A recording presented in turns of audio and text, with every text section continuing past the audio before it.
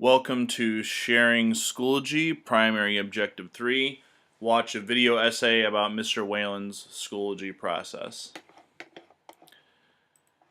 Alright, so when we log into Schoology, the first thing we see is a social media feed, and this is something that connects us with our students and also other teachers, depending on what professional development communities we may be a part of. I'm going to take you to my comprehensive world history class. This is where I start writing my lessons. When you create your own class, Schoology will give you by default 4 folders: tests and quizzes, files, links, discussion, and pages. You can see that I've added 2 extra folders down here, KQED Now and Silver Screen Histories. These are for other instructional activities, but mainly my lessons are here in the Pages folder. In the Pages folder, there's 3 units that are visible: Unit 0, 1, and 2, and there's 3 items that are hidden. The hidden items include previous lessons from different years. Our curriculum is new this year and a new textbook, so the old tricks don't match up exclusively with the new text, so I've had to go a little bit into some new territory. But I'm still keeping the stuff that I've done before right there so that I can draw from it and put that into lessons going into the future. If you are collaborating with colleagues in your own school or in other schools, you need to establish a set of norms for what goes into a lesson.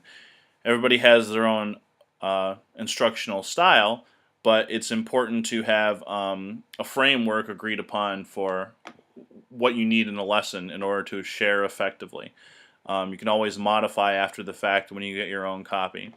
So you want to develop a lesson plan template, and mine is based on the PGCPS DTA for social studies. So there's a place for standards, an inquiry or an objective, a warm-up, a teacher-led activity, a teacher-monitored activity, a student-led activity, and a closing assessment. Those are the basics for any lesson. Usually when you do a lesson, there's a homework assignment that accompanies it. So below my closing assessment, I've got a spot for the independent practice homework.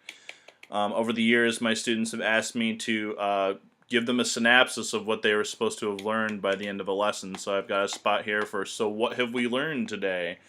So if you accomplish the objective, you would know the things that are outlined in the bullets.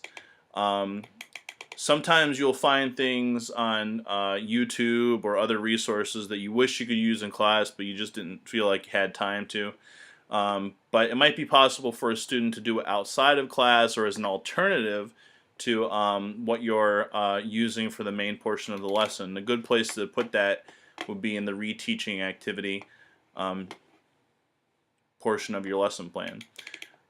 Student resources. This is something that was introduced to me by the Library and Media Center in my school, and I'm sure that your library media specialist probably has things that have been purchased exclusively for your school that are available online, and you can have your students connect to them just by placing links. And I've made buttons here. I can show you how to do that in a later video.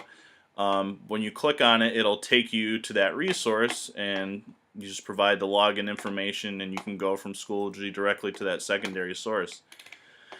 In order to meet students with specific learning needs with IEPs and 504s, I've got a spot for differentiated instruction materials. This is the base, but it's not the limit of what I do. This is a link to an outside document, and this document has a KWL chart. You can use that basically for any lesson, and instructions on where to find a graphic organizer specific to the reading of a given lesson in the textbook that a student can do to accumulate either additional or alternative replacement points in a lesson, depending on what you want to do with it. I also have Google Translate for English language learners, and for students with verbatim accommodations, they can click here and cut and paste information into a box on this website, and it will read it to them directly. Literacy is the focus for PGCPS this year, and we have a pre-test and a post-test in world history the students have to pass. This is the rubric that we are using to evaluate students' writing on the pre-test and the post-test, and so I've included that at the bottom of every lesson to emphasize that level of scrutiny